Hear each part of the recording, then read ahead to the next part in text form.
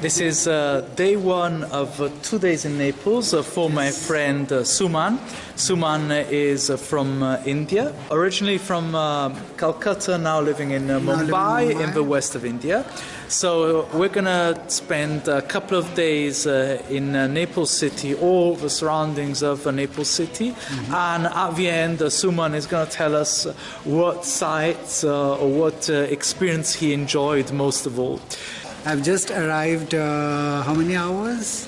2.5 hours in Naples, and I've already made it to Pompeii, which is a great achievement, I think so. This is the body of somebody, presumably a young boy, died during the eruption of Vesuvius of 79 DC. And we're about to go into the lupanare, which is the ancient Roman word for brothel. And you can see it's a highlight of Pompeii.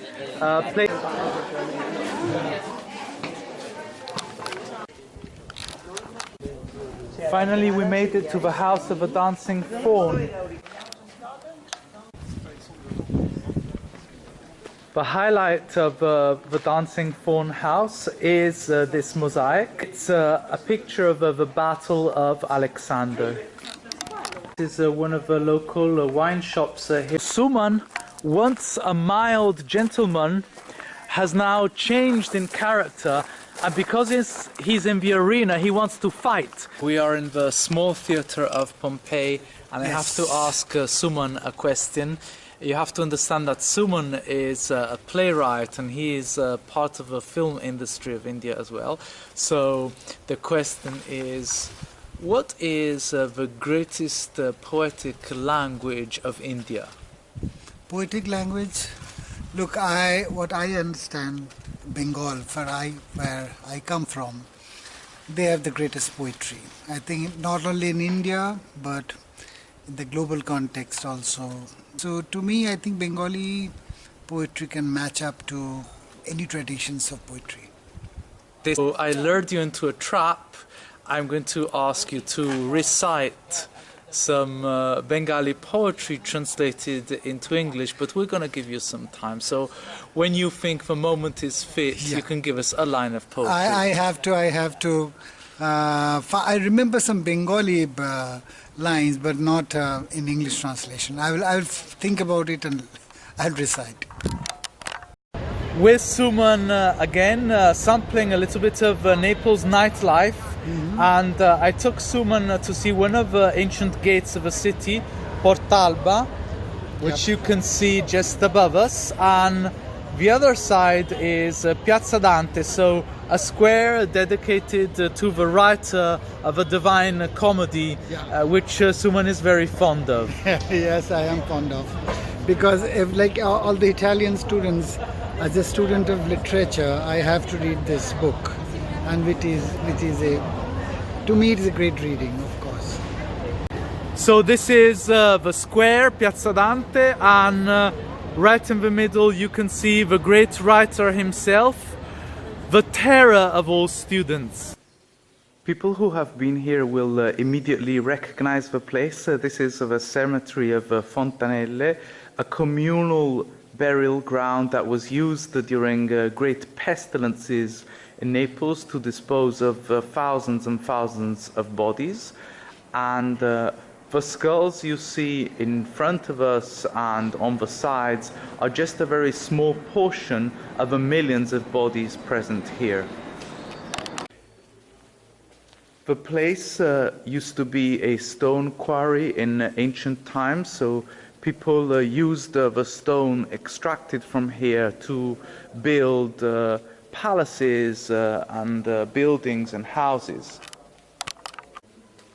The atmosphere here is always special, and the nickname of the skulls in Neapolitan is capuzzelle, the little heads. So the skulls of this cemetery have become one of the symbols of the city of Naples. As you can see, all these are real skulls, real bones, and they're just rows and rows and rows and rows of them. The sheer numbers are impressive.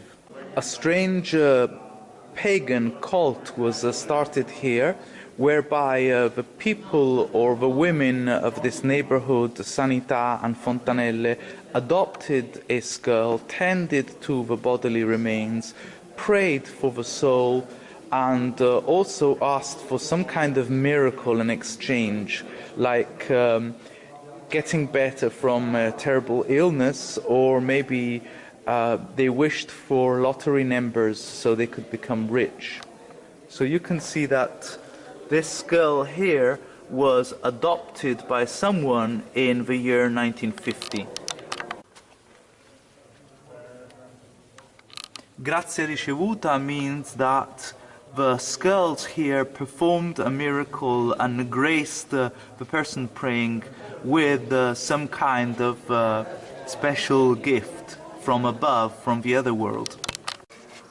Locals are especially fond of the bodily remains of children or young girls, so you can see the gifts that this body has received. Some of the skulls have nicknames, including the alien, a slightly misshapen skull, or the mariner, or the captain even. One of the nicest things about the place is that it's totally free of charge to visit, so you can come here anytime. So, hi, Suman, is this what you were expecting from a cemetery, or is it rather unusual? What's your take on this? Completely unusual. I never thought of this experience. It is very intense, very strong, and it really gives you a lot of thoughts, and it touches you from inside. It's a very bizarre, at the same time, a miraculous experience. Would you like to do the scene of a movie here? Would it be a good place for cinema?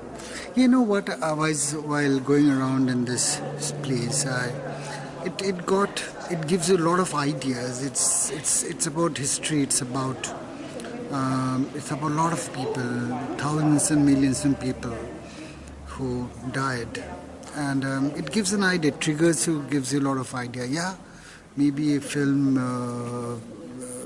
Maybe this place triggers a lot of new ideas. Would it be a good place to recite Dante, or maybe do a scene from Hamlet, Shakespeare, to be or not to be? Yeah, maybe the gravedigger scene, that is the major scene in Hamlet, where the gravedigger finds the skull of this jester, court jester. And also, the Dante's Inferno. It's an amazing place to enact Inferno in this. And just outside we have a little more street art. So I can see that Suman is a sucker for anything powerful, anything carrying intense emotion. So he just had to take a picture. Yeah.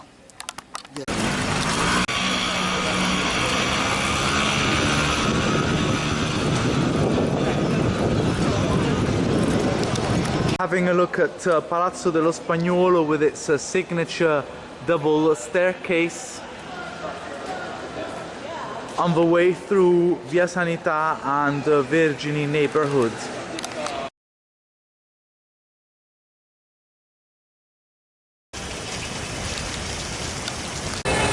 Maschi Angioino, ladies and gentlemen.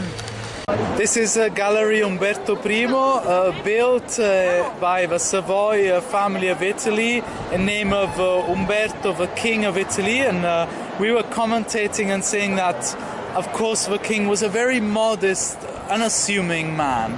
Yeah, of course he is. Humble is the word, isn't it? Simple.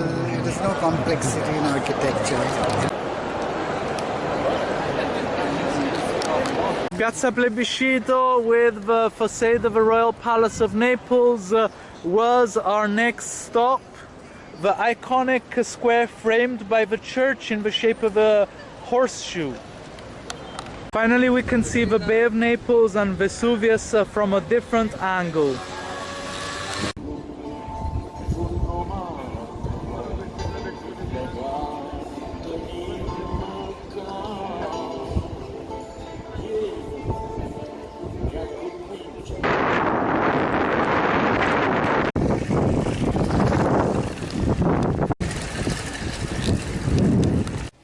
Naples city with the five-star hotels of the waterfront and the very iconic Egg Castle. So I'm wondering which one of these sites will Suman like most of all. We are cycling past the Duomo of Naples. We went through Spaccanapoli, so cutting through the historic center of Naples. And earlier we had lunch at my favorite bar, Bar Augustus.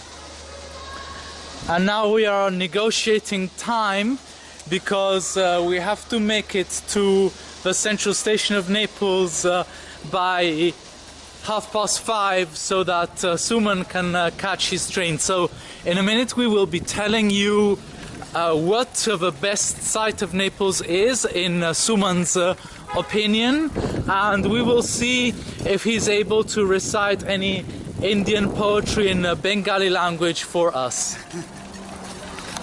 The last lap of my Naples trip, and actually thanks to Sean for making so many things happen in 2 days, not even 2 days actually.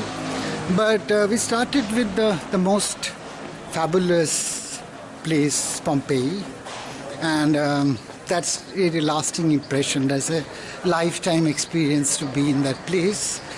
And yes, so that's of course one of the greatest sites. But today morning I went to this graveyard. Fontanelle Cemetery. Yeah, cemetery. It is not a graveyard but a cemetery. It is amazing. It will stay with me in my memory throughout my life, and it is visually so stark and so engaging, and it really makes you think about life and death.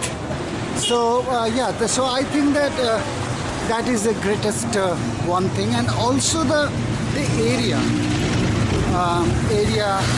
of Sanita. That's a great revelation for me. The Italian life, the common people life.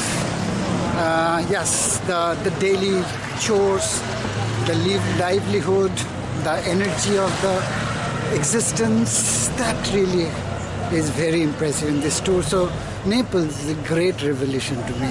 So it doesn't feel sanitized and it doesn't feel touristy, right? Not at all. This is the one thing which I felt so good, that our entire trip was not touristy. We went to some touristic place, but that was the part of the historical information you want to get in Naples. But living in Sanita, going out for pizza at night, the grandest pizza I have in my life, greatly taken care of by a nice chef. And yesterday we missed one part, is that in the country of Dante, the country of Petrarch, and the country of Virgil, I can only say about our poet, Indian poet, and also the Bengali poet Tagore, Rabindranath Tagore, whose one song is very important, which talks about the old times when we are friends, and that's a call for friendship, camaraderie, and also ruminations about your past. So that song, Purano shei diner kotha ভুলবি কি রে হায় ও সেই চোখের দেখা প্রাণীর ব্যথা সেই কি ভোলা যায়. That's the first two lines of the song. One who knows music will find kind of some tunes of the Scottish folk in this song, which Tagore has taken, but it's nice. That's the energy of human civilization, that a Scottish song can be the kind of a national anthem for the Bengalis. This song is so touching and part of our Bengali culture. Thank you so much. So we'll leave you with great poetry from India. Goodbye, everyone. Thank you.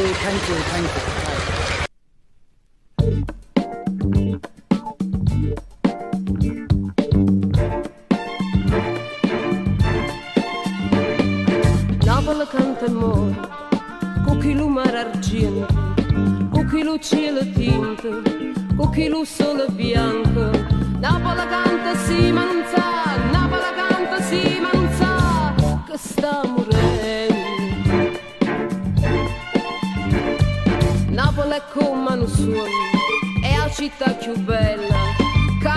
sempre in festa